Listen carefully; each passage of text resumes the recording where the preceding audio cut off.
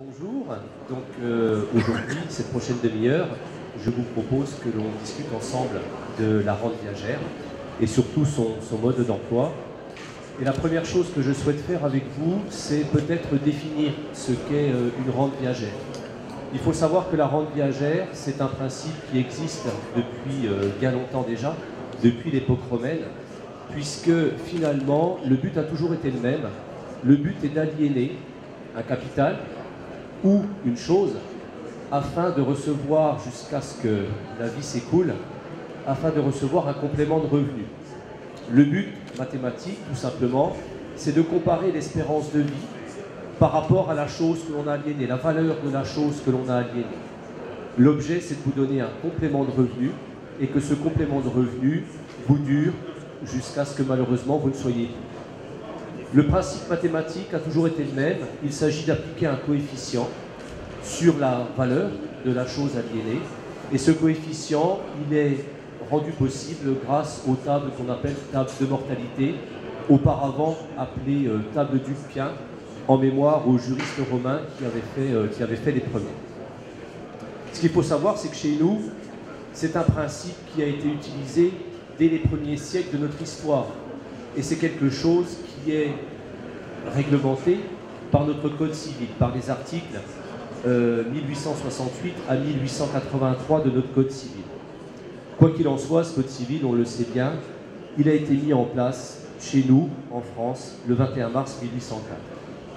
Si on regarde ce que ça donne sur une échelle de temps, eh bien depuis la mise en place de ce Code civil, donc en 1883, eh bien on a eu la création, 1804 pardon, pour le Code civil, on a eu la création de la Caisse nationale de retraite pour la vieillesse en 1881, et ensuite on a vu des développements plus ou moins forts du viager, notamment le viager immobilier.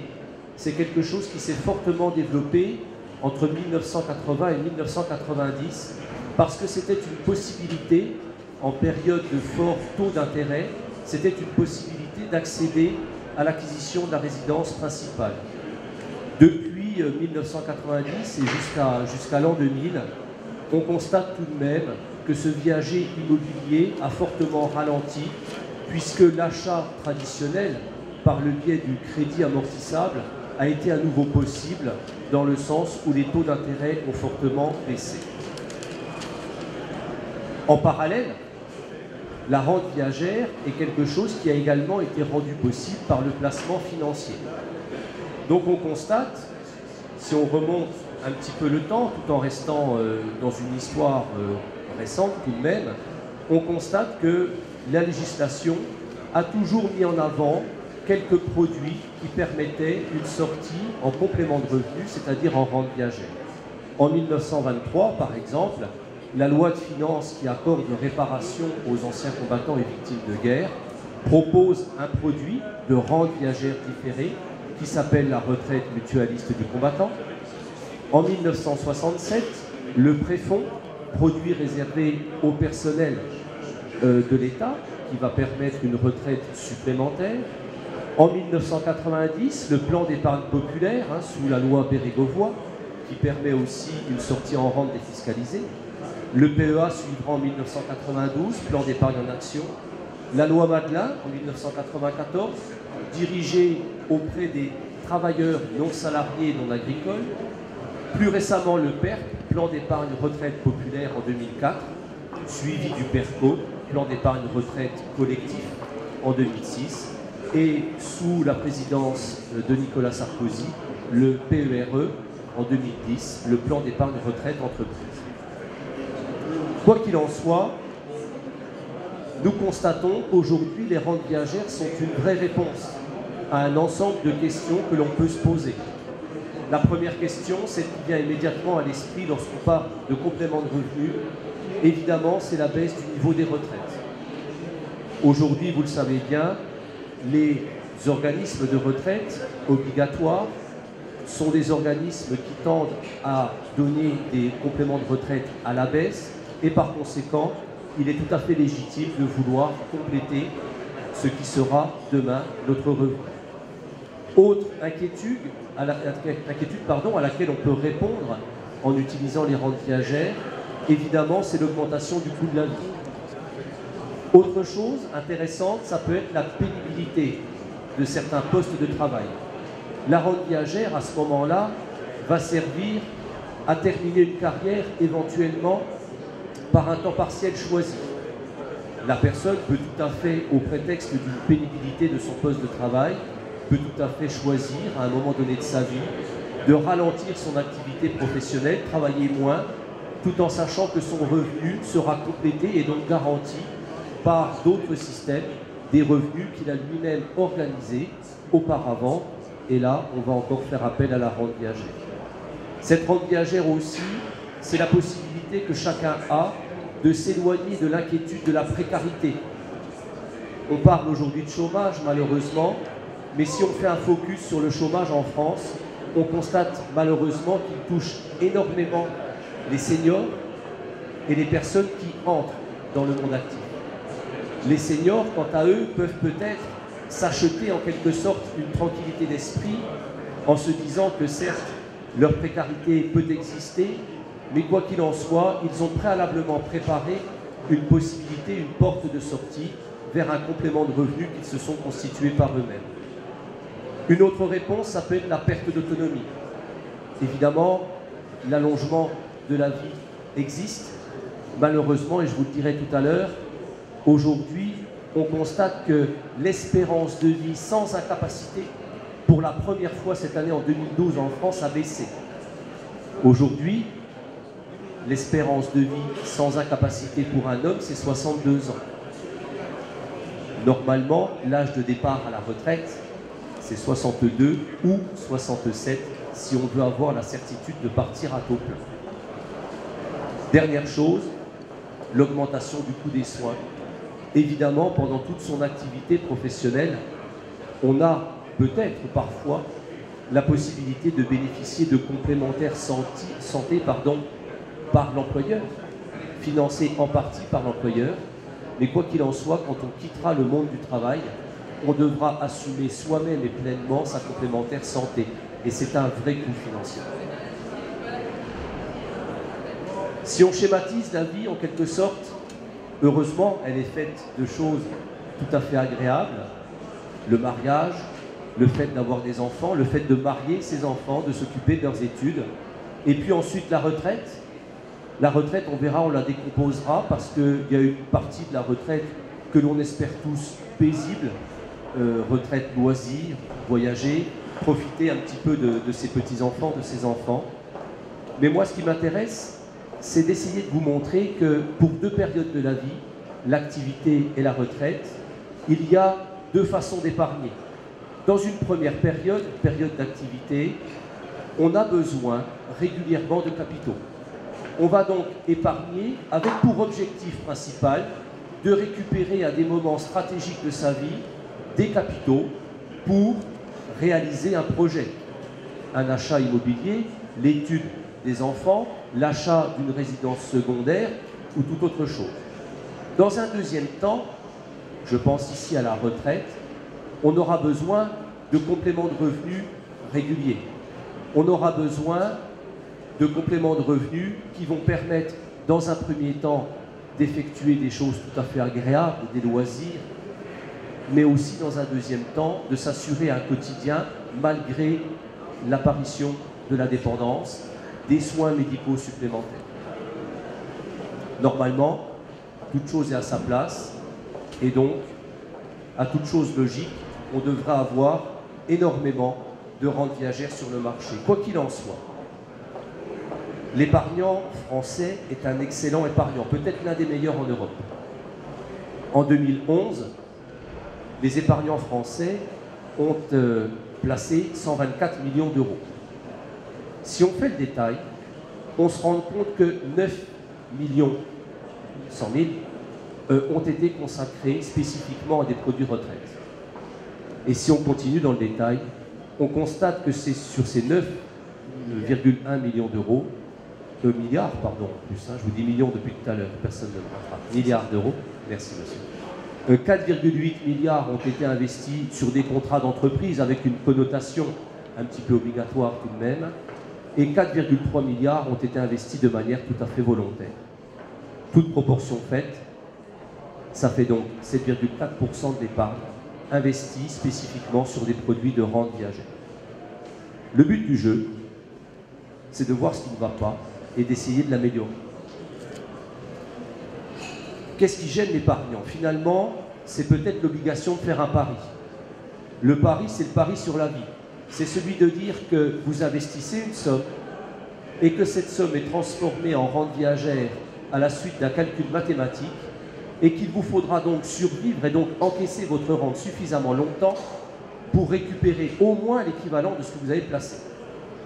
Légitimement, les gens se posent la question de savoir si leur état de santé leur permettra de vivre suffisamment pour récupérer ou pas ce qu'ils ont investi.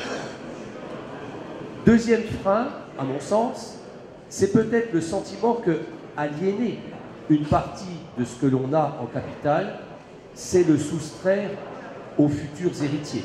C'est quelque chose qui ne fera plus partie de l'actif successoral lorsque vous ne serez plus. Et c'est peut-être une idée gênante. Il faut donc trouver des réponses. Les réponses, on va les trouver parfois et même souvent proposées par les organismes financiers, de temps en temps par le législateur. Commençons par ce que proposent les organismes financiers. Il s'agit là d'imaginer des processus qui vont permettre de diminuer l'aléa. Diminuer l'aléa, c'est faire en sorte d'approcher le plus possible la certitude pour l'épargnant de récupérer la totalité de ce qu'il a préalablement investi. On met donc en place des systèmes tout à fait novateurs. Le capital réservé, par exemple, le fait de toucher une rente viagère, mais avoir la certitude qu'en cas de décès, peu importe le moment du décès, la totalité du capital investi sera rendue au bénéficiaire que l'on a librement choisi sur son contrat d'assurance vie, donc en plus dans une fiscalité tout à fait intéressante.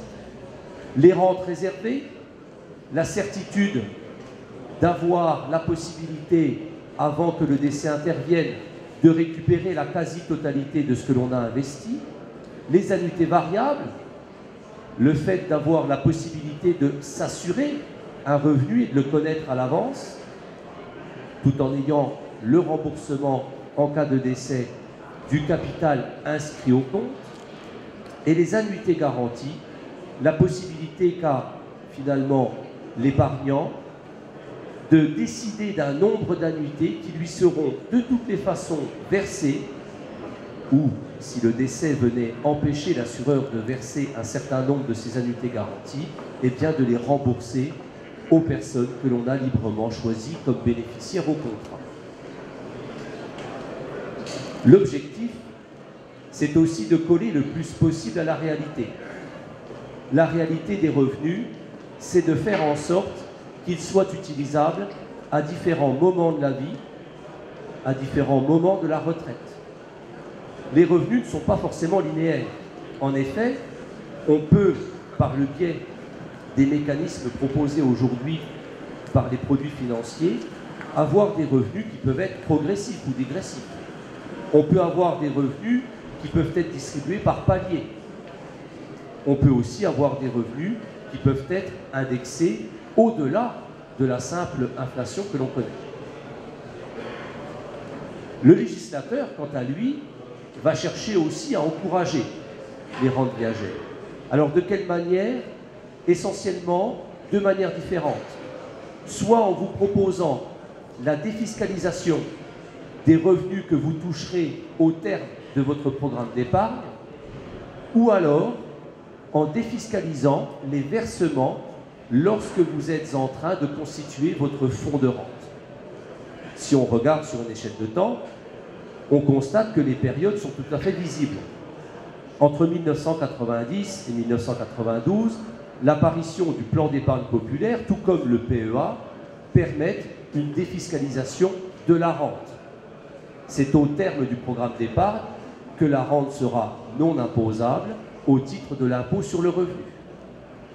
Depuis 1994 et la loi Madelin, suivie par le plan d'épargne retraite populaire et le plan d'épargne retraite entreprise, ce sont les versements effectués par l'épargnant pendant la constitution de son fonds de rente qui sont défiscalisables, qui viennent donc diminuer le revenu imposable. Normalement, une question commence à germer dans vos esprits et j'ai voulu vous faire une proposition. Je voudrais vous démontrer que le viager permet à quiconque de s'assurer un complément de revenu, et notamment le viager financier, dès lors que l'on laisse au temps la possibilité de nous aider. Aujourd'hui, si quelqu'un veut compléter son revenu de l'ordre de 300 € par mois, il lui faudra placer, s'il a une trentaine d'années, 107 € par mois. À partir de son 67e anniversaire, la personne sera assurée d'un complément de revenu à vie de 300 € par mois. Par contre, évidemment, comme la magie ne fait pas partie de cette démonstration, celui qui attendrait d'avoir 50 ans pour se constituer un complément de revenu à hauteur de 300 € par mois par le biais du viager financier devrait placer environ 300 € par mois. Ok ? Ce que je veux vous dire en conclusion, c'est que l'épargnant français est un excellent épargnant. Cet épargnant français, de toutes les façons, l'un des meilleurs d'Europe, souscrit à ses placements préférés, c'est-à-dire l'assurance vie, sans réellement se douter que ces dossiers peuvent être liquidés sous forme de complément de revenu, c'est-à-dire sous forme de rente. Notre objectif, avec encore un petit peu de pédagogie, ça va être de faire prendre conscience aux gens de l'utilité de ce complément de revenu et faire en sorte qu'ils profitent des mécanismes qui ont été mis sur le marché par les mutuelles et les sociétés d'assurance et qu'ils profitent à partir de maintenant de la possibilité qu'ils ont à la fois de lier les avantages fiscaux pendant les versements ou les avantages fiscaux à l'échéance de leur produit. Avez-vous des questions, messieurs?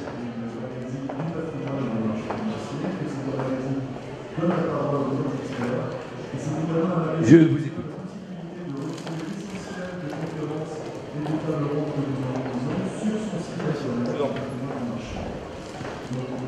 Allons-y, ne me ménagez pas. Non, dans l'autre sens. C'est pas un dossier dramatique. Dans l'autre sens. Dans l'autre sens. Oui, effectivement. Ça marchera mieux. Ça marchera mieux. Oui, donc c'est une question bien simple. J'ai même deux questions. La première, c'est de... Est-ce qu'il y a un âge idéal pour prendre... pour démarrer une grande viagère? Ou est-ce que c'est complètement aléatoire? Alors, je vais répondre en fonction de ce que je préconise, et puis cette réponse pourra être différemment perçue, mais à coup sûr, il y a un âge idéal pour commencer un programme d'épargne, c'est le plus tôt possible. En ce qui concerne la rente viagère, je vous l'ai dit, c'est un calcul mathématique qui finalement va comparer ce qu'il vous reste d'espérance de vie par rapport au capital que vous souhaitez transformer en rente.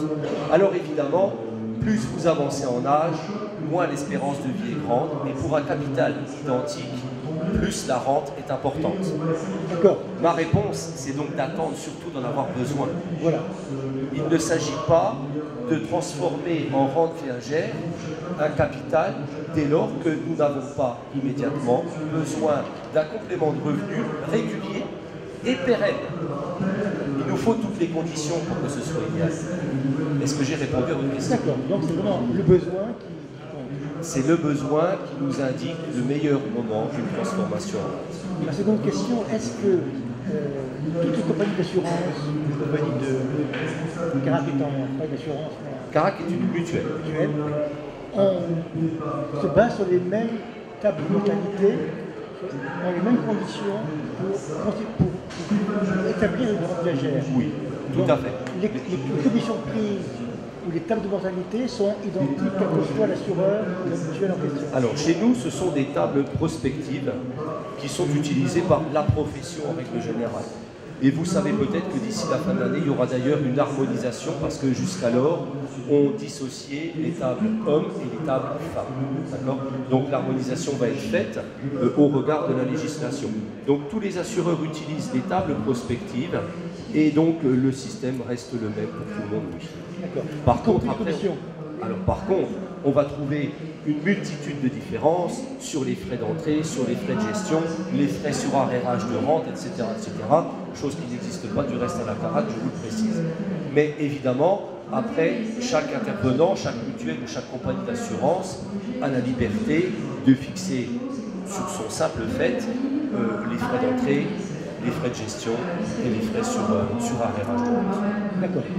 Dans le cadre d'un PEP, oui. Ce que vous avez dit est identique. Il n'y a pas de différence entre une rente classique et une rente à travers un partenaire PEP.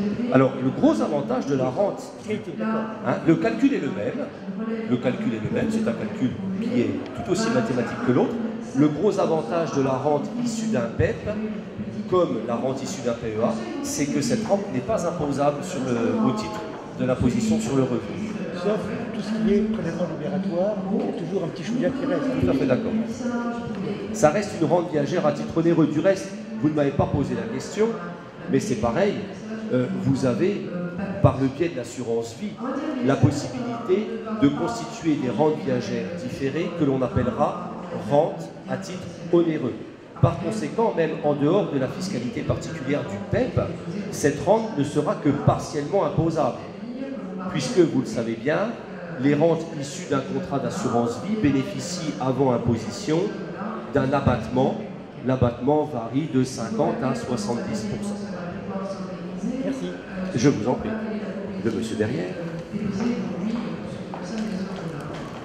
C'est un peu pour connaître la différence entre des retraits sur une assurance vie et une rente viagère sur un PEP. Quel est le plus intéressant? Alors, la différence entre des retraits, donc des rachats. Des rachats. Oui, non mais c'est-à-dire, plus je comprendrai la question, mieux je répondrai. Le bon terme. Non, mais peu importe. Dès lors que j'ai compris, tout va bien. La fiscalité est différente. Si on reste sur un contrat d'assurance vie pour contrat d'assurance vie, si on sort en rente viagère, je viens de le dire à l'instant, c'est une rente viagère à titre onéreux. La fiscalité applicable, c'est une fiscalité qui permet d'abord, avant toute chose, de faire un abattement, suivant l'âge de l'adhérent lorsqu'il touche son premier arrérage de rente. Cet abattement, si vous avez 52 ans, ce sera 50%. Donc, vous n'imposerez que 50% de ce que vous a réellement donné l'organisme financier. La fiscalité des rachats partiels, c'est celle que l'on connaît de l'assurance vie, c'est-à-dire qu'il diffère suivant que votre contrat est moins de 4 ans, qu'il est entre 4 et 8 ans ou qu'il est plus de 8 ans. En gérant convenablement et en ayant toujours en sa possession, chose que je vous conseille largement, un contrat d'assurance vie de plus de 8 ans, vous pourrez toujours faire des rachats partiels non fiscalisés, puisque le but du jeu, ce sera de respecter au mieux les abattements de 4 600 € ou 9 200 € en ce qui concerne les intérêts compris dans le rachat partiel. Ce sont des calculs que l'on fait, et puis on essaye, si vous voulez, de vous permettre, chaque année civile, de faire des rachats partiels défiscalisés, parce que le contenant n'a pas plus de 4 600 ou 9 200 € d'intérêt. Après, il y a une différence, donc ça c'est pour le côté mathématique, si vous voulez, de fiscalité. Autre côté, l'affaiblissement. La rente viagère, c'est quand même un complément de revenu qui vous est garanti à vie. Que vous ayez dépassé ou pas les sommes confiées à l'assureur, on continue à vous verser votre complément de revenu. Le défaut du rachat partiel programmé, c'est qu'à un moment donné, si ce n'est que du rachat partiel programmé, on va affaiblir le capital jusqu'à son extinction. C'est pour ça qu'à la carac, on a mis en place finalement un processus intermédiaire qui vous permet d'effectuer des rachats partiels jusqu'à extinction du capital, mais sur chaque rachat partiel, on vous a ponctionné de quoi constituer un fonds de rente pour que, une fois le capital éteint, vous puissiez toujours toucher une rente viagère d'un montant au moins égal au dernier rachat partiel que vous avez effectué, et cela jusqu'à votre décès. Donc, si vous voulez, de l'aléa qu'on connaît, on essaye de faire en sorte que vous puissiez à la fois utiliser la fiscalité des rachats partiels programmés, mais aussi profiter de la longévité, en quelque sorte, de la rente viagère. Êtes-vous satisfait par la réponse, monsieur? Oui. Oui. Que ma problématique, c'est que j'ai un PEP Oui. qui est souscrit en 1988, avant que c'était le truc Monori, Oui. qui est transformé en PEP, Oui.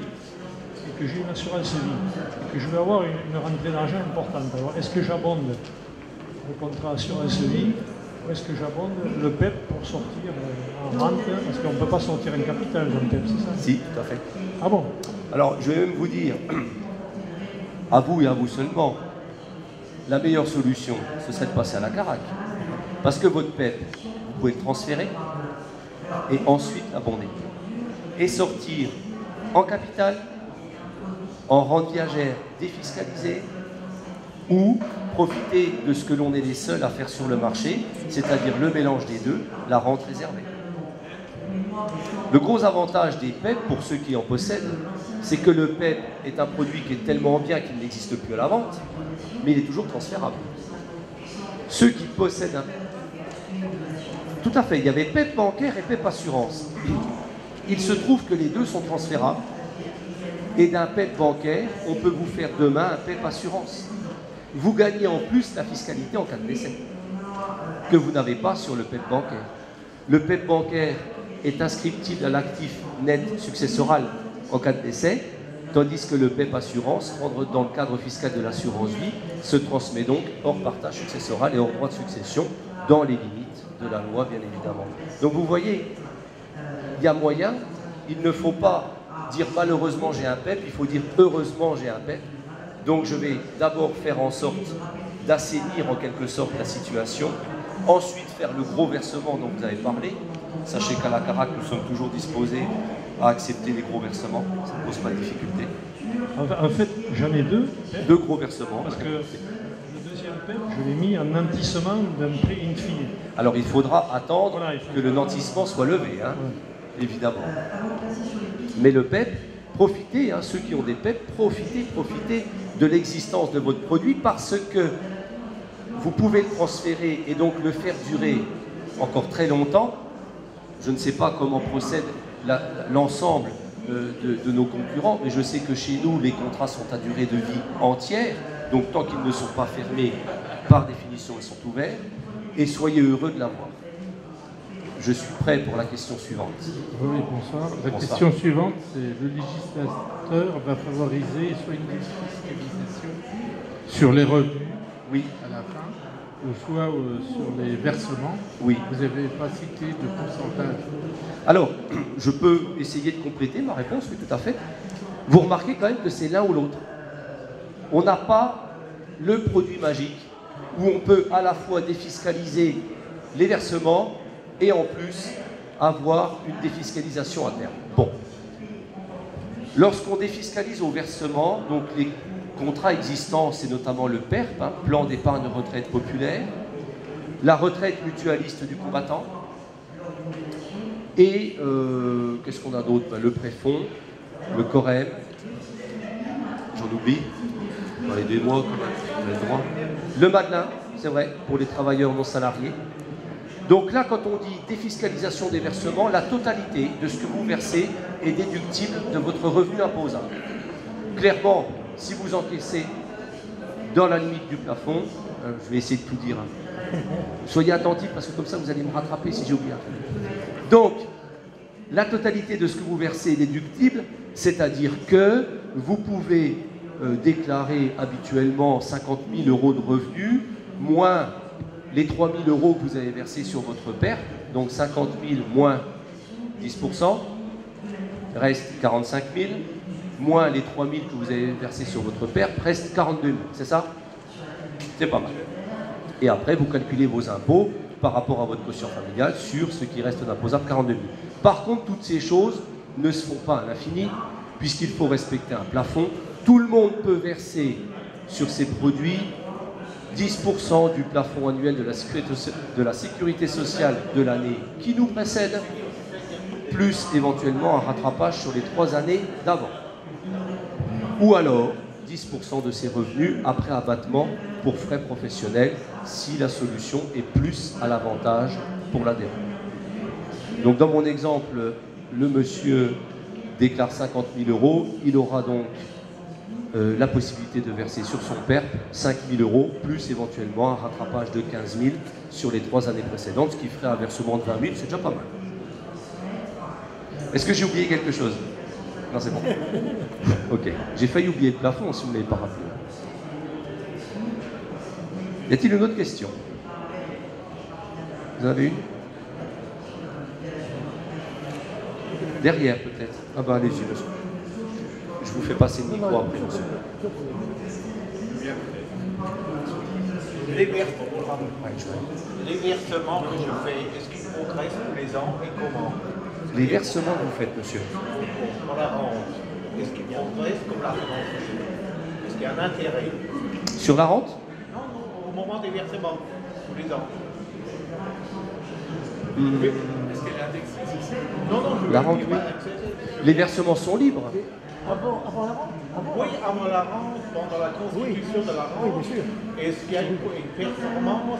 Ah oui, heureusement. Bien sûr Oui, que oui, oui. d'accord. D'accord, excusez-moi. Hein. Oui. Le temps que ça monte au cerveau, puis après ça va aller. Et c'est comparable finalement à l'assurance vie. Oui, c'est de l'assurance vie, monsieur. Oui. C'est de l'assurance Est-ce que vie. c'est les mêmes taux Tout à fait. pour les CARAC, Oui. l'assurance vie et la constitution de la rente? Tant que vous n'avez pas transformé votre contrat en rente viagère, Oui. la plupart du temps, je vous l'ai dit, les Français sont d'excellents épargnants. Ils font donc beaucoup d'assurance vie, leur placement préféré, sans vraiment avoir conscience du fait que ce contrat d'assurance vie pourrait se dénouer en rente. Oui. D'accord? À l'origine, eux, ils font un placement. Oui. Ce placement est tout à fait rentable, sans que l'on se préoccupe de la sortie qu'on en fera. Oui. D'accord? Donc, chez nous, les contrats d'épargne oscillent entre 3,90 et 4% de rendement. Que les gens sortent dans 20 ou 25 ans, on n'en sait rien, en rente viagère ou pas, en attendant, le rendement leur est acquis, bien sûr. Mais tout ça, ça dépend de votre placement. Comment Tout ça, est-ce ça que vous dépend placez? du placement. Comment vous le placez? En euros? Alors chez nous, essentiellement en euros, monsieur, ça c'est le propre de la mutuelle. Nous sommes des gens qui plaçons de manière très sécuritaire, 79% d'obligations, je crois. Donc chez nous, essentiellement de l'argent placé en euros. Maintenant, chez d'autres, je ne maîtrise pas. Mais en attendant, tant que votre placement n'a pas été transformé en rente, c'est un contrat d'assurance vie, donc il est rentable comme un contrat d'assurance vie. Ah, j'ai un bon client là. Oui, un bon client. C'est bien. Donc, puisqu'il n'y a pas grand monde. Bah, allez-y monsieur, hein, faites-vous plaisir. Alors, vous avez dit qu'on peut transférer donc PEP bancaire en PEP assurance. Oui. Peut-on transférer 2 ou 3 fois, 4 fois si on veut? On peut transférer autant de fois qu'on le veut. D'accord. Est-ce que c'est très raisonnable? Je n'en sais rien. D'accord, c'est pour les coûts. Voilà, il ne faudrait pas que ce soit. Alors après, techniquement, vous transférez autant de fois que vous le voulez. Maintenant, dans la pratique, ça paraît un peu convulsif. Non, parce Hein? que vous avez Faut voir. j'ai aussi un PEP très ancien, Oui. PEP bancaire au début, transformé en PEP assurance il y a quelques années, il y a Oui, 8 ans, oui.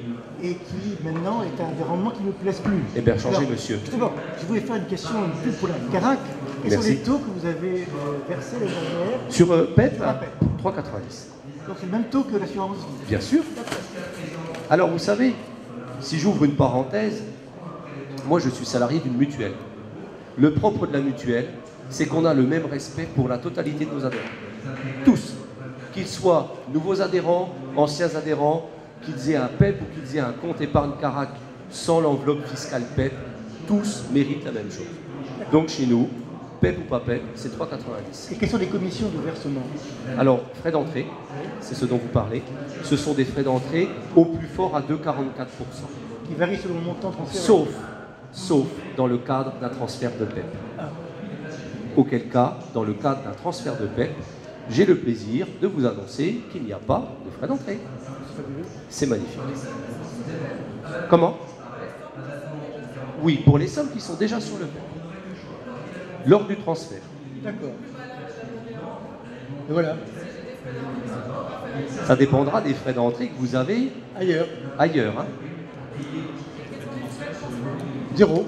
Alors les frais de transfert chez nous, 0. Maintenant, après, l'organisme qui va émettre en quelque sorte le PEP vers nous, lui, légitimement, a le droit de prendre des frais de sortie.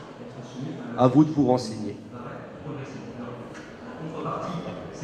J'ai précisé tout de même, vous avez vu, mon honnêteté est grande, hein, j'ai précisé les frais carac normaux, 2,44, parce que nous avons prétention à être parmi les plus bas du marché. Donc, en ce qui concerne l'abondement, l'immense abondement que vous souhaitez faire sur votre PEP, regardez tout de même d'abord si il est plus intéressant d'abonder avant de transférer ou après. Petite chose tout de même sur le PEP spécifiquement, les versements sont plafonnés à 96 000 €. 80... Non, je ne me trompe pas, Michael. 92. Tout pour moi. 92 000 €. Je croyais que c'était 96. En plus, j'étais même pas obligé de le rajouter, vous voyez. Je me suis mis tout seul un bâton dans la roue. Monsieur. Le taux de conversion est-ce qu'il est fixé au départ ou au moment de la contribution de la rente? Tout dépendra du produit que vous choisirez. Chez nous, il existe essentiellement 2 catégories de produits. Il y a des solutions qui sont des solutions d'épargne traditionnelle avec un dénouement possible en rente, auquel cas on utilisera la table prospective au moment de la transformation. Et il existe des produits qu'on appelle rente viagère différée. Ce sont des produits qui sont tout à fait prévus pour sortir en rente, auquel cas vous avez l'acquisition de portions de rente au fur et à mesure de vos placements avec les tables prospectives au moment de votre placement. C'est pour ça que j'ai fait ma conclusion en disant que s'il s'agit de sortir en rente, ben, choisissez la solution qui naturellement est déjà une rente viagère différée.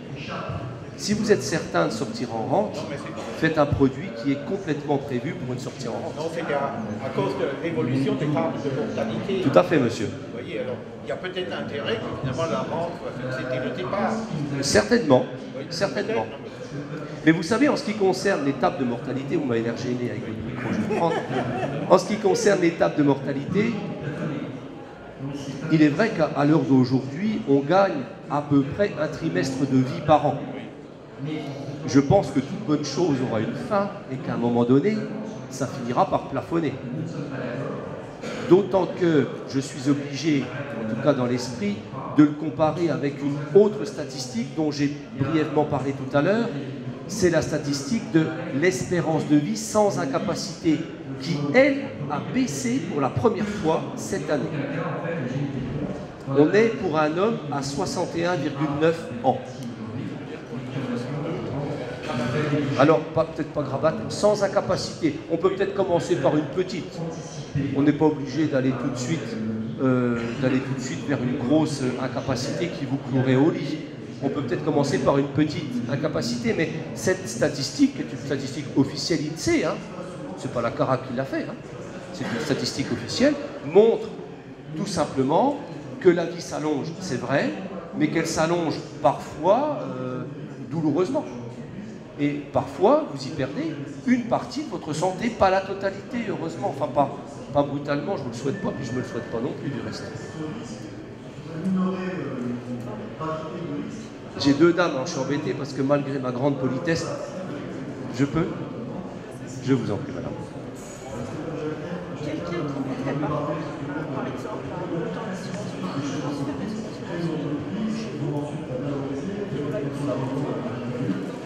c'est important, par exemple, la personne décède dans un délai court, qui aurait pu percevoir une rente viagère.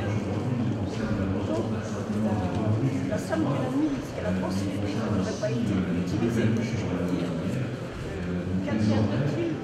Est-ce que c'est... Alors, d'abord, je vais répéter votre question, hein, parce que je pense que personne n'a entendu. Madame, en substance, écoutez ma répétition et dites-moi si je me suis trompé. Madame, en substance, pose une question qui est la question type de celui qui veut faire une rente viagère. Elle est celle-ci. Je verse aujourd'hui une somme d'argent importante et je la transforme immédiatement en rente. Simplement, le décès intervient dans quelques semaines, quelques mois ou une paire d'années. Qu'advient-il du capital que j'ai placé?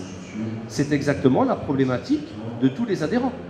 Dans la théorie de la rente viagère, le capital disparaît. Il ne vous appartient plus, vous l'avez donné à la CARAC en échange. À la CARAC, excusez-moi, petite déformation, je travaille pour eux, il faut le reconnaître. Vous avez donné à l'organisme un capital en échange d'un complément de revenu qui vous arrivera à vie, quel que soit le moment de votre décès.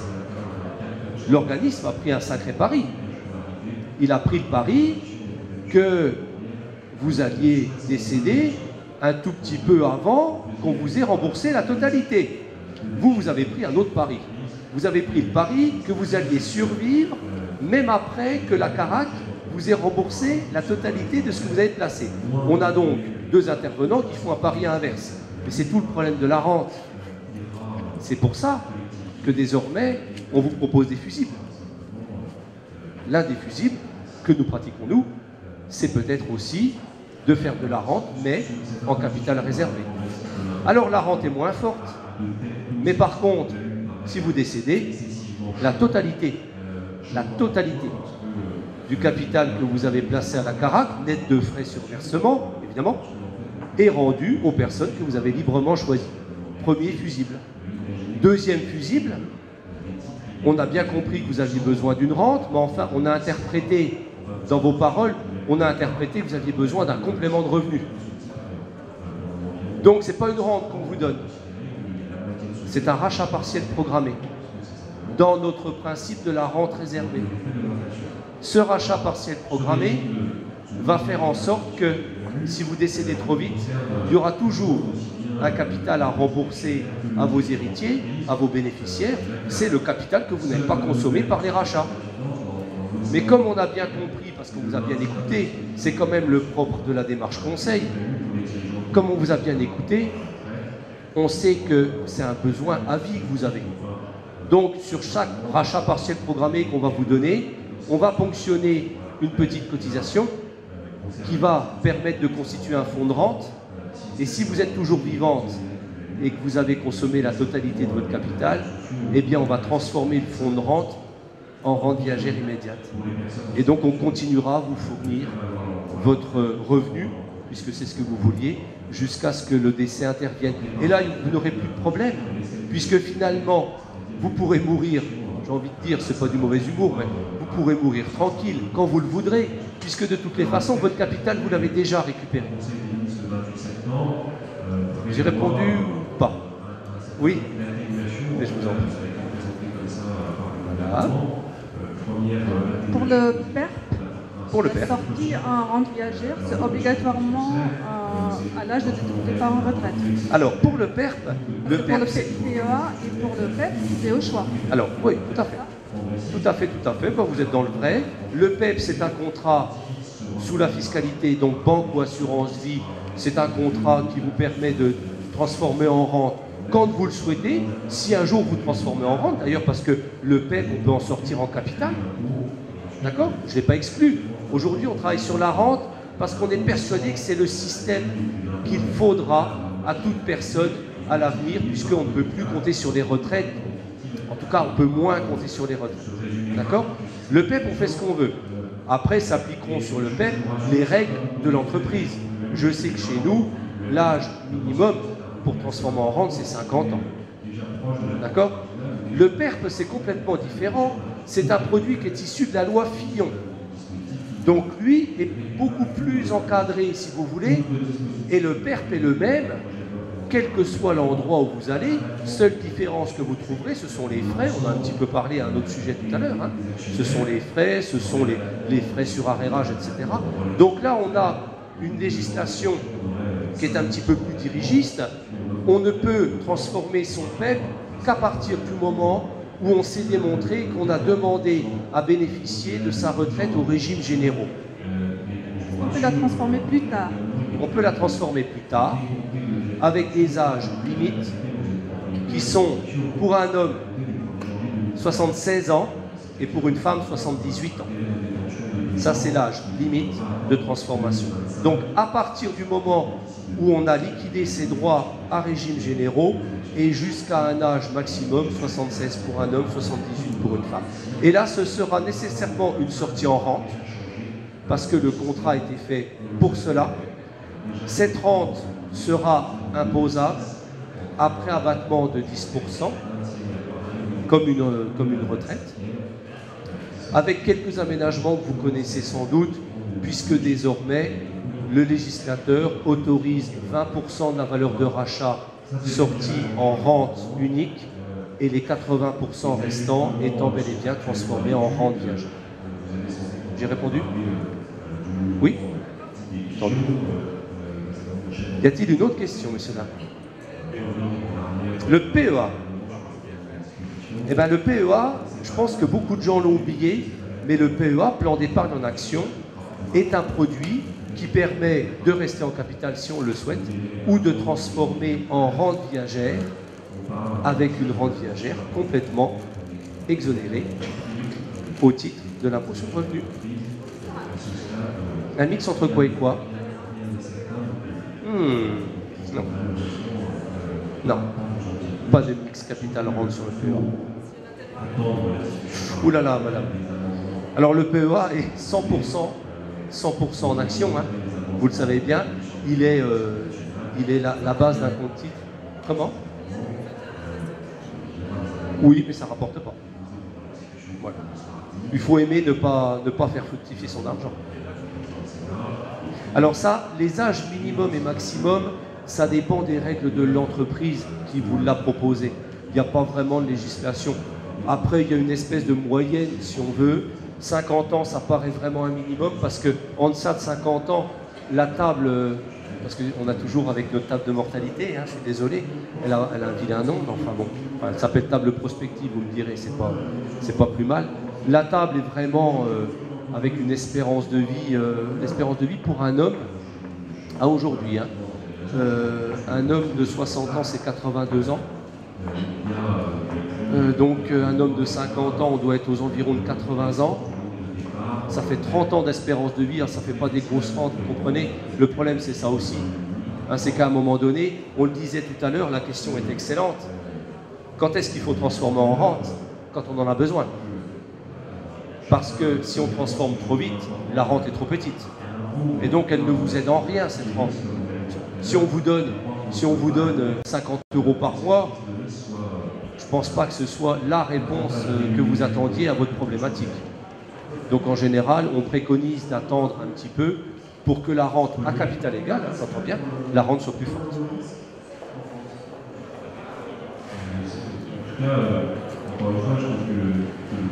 Pas d'autres questions? Écoutez, messieurs, dames, merci bien.